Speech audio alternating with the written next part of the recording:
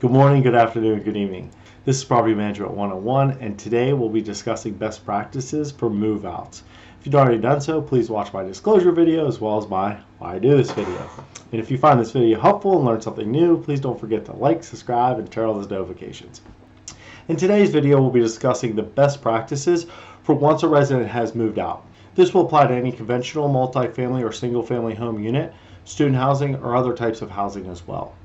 Number one best practice to keep in mind when managing a move out is your schedule.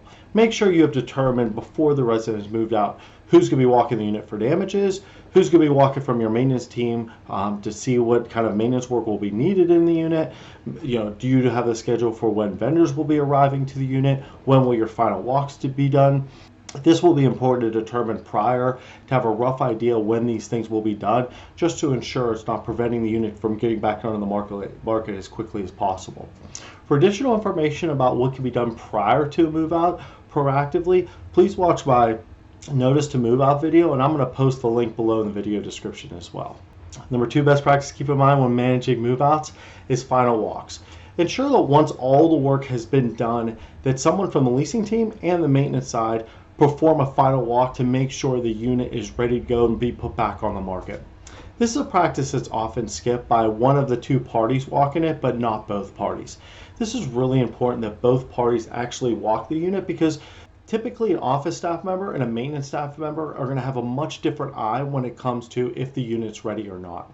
Maintenance staff are going to tend to look for more maintenance related things, whether it be like air filters, whether it be for appliance functionality, toilets, water lines, things like that, where office staff will probably be more focused on, is it clean? Is it smelling okay? Do the walls need any touch-up painting? So aesthetically, the leasing team will be focused more on those things, when a maintenance will be focused on other things.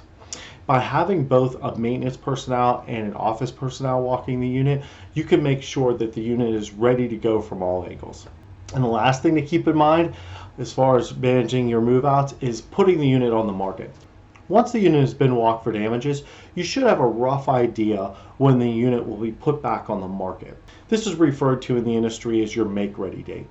If during the turn process something comes up and it changes that estimated make-ready date, then this date should be updated immediately, as it's going to push out to marketing sources, as well as an applicant may be able to apply expecting one particular move-in date, but it not be available. So you always want to make sure that this make-ready date is constantly looked at from everyone involved in turning the unit.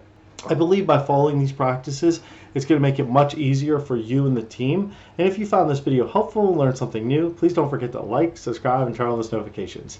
Happy leasing!